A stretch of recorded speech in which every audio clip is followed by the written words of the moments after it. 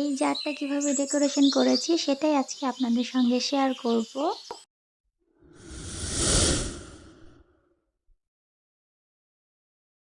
আসসালামু আলাইকুম, কেমন আছেন সবাই?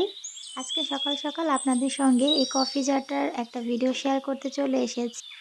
তো এখানে আমি ছোট একটা কফি জার নিয়েছি আর এই কফি জারটা দিয়েই আজকে ডিআইওয়াইটা করব। আজকে যে জিনিসটা বানাচ্ছি এটা কিন্তু সম্পূর্ণ আমার নিজস্ব কোনো আইডিয়া না। এটা আমি ফেসবুকে দেখেছিলাম।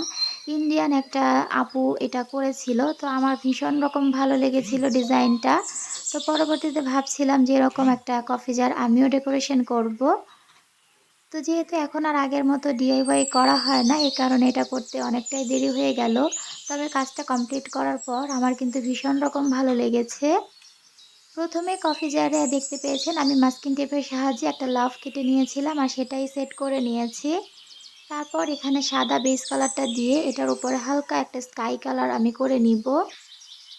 যারা ভিডিওটি দেখতে শুরু করেছেন তাদের কাছে শুরুতেই ছোট্ট একটা রিকোয়েস্ট, প্লিজ ভিডিওতে একটা লাইক দিয়ে দিবেন।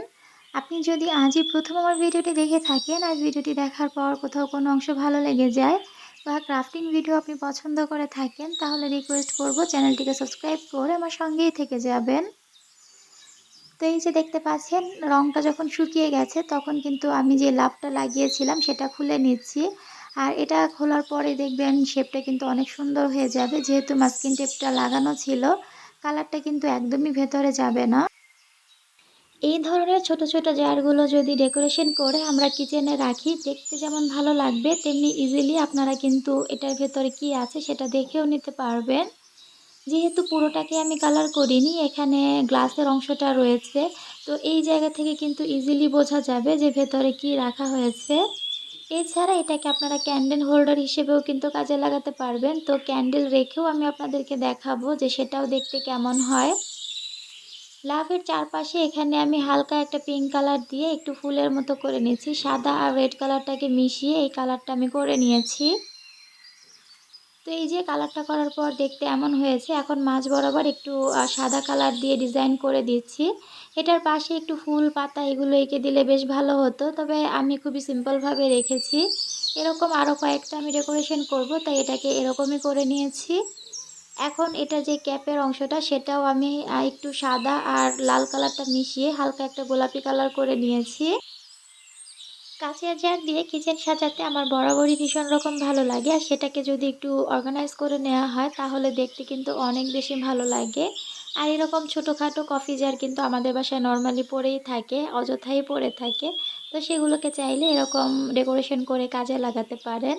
আইডিয়াটা কেমন লেগেছে ছোট্ট একটা কমেন্ট করে জানাতে ভুলবেন না। আর এই যে ফাইনাল লুকটা দেখতেই পাচ্ছেন, আমার তো ভীষণ রকম ভালো লেগেছে। যদিও এই আইডিয়াটা সম্পূর্ণ আমার নিজের না, এটা আমি শুরুতেই বলে নিয়েছি যে একজন আপুর ভিডিও দেখে আমি এটা বানিয়েছি, মানে রিক্রিয়েট করেছি। তো জিনিসটা রিক্রিয়েট করলেও আমার ভীষণ ভালো লেগেছে। আপনাদের কাছে কেমন লেগেছে ছোট্ট একটা কমেন্ট করে জানাতে ভুলবেন না। তো এই যে এটার মধ্যে আমি ফেরি লাইট লাগিয়ে আপনাদেরকে দেখাচ্ছি। রাতের বেলা অন্ধকারে কিন্তু এরকম যদি ফেরি লাইট দিয়ে এটা রাখা হয় দেখতে কিন্তু ভীষণ ভালো লাগবে। এছাড়া এরকম ফিক্সড করেও রাখা যায়, দেখতে অনেকটাই ল্যাম্পের মতো মনে হচ্ছে। তো দুইভাবেই কিন্তু এটাকে আমরা কাজে লাগাতে পারি, রাতের ল্যাম্প হিসেবে কাজে লাগাতে পারি।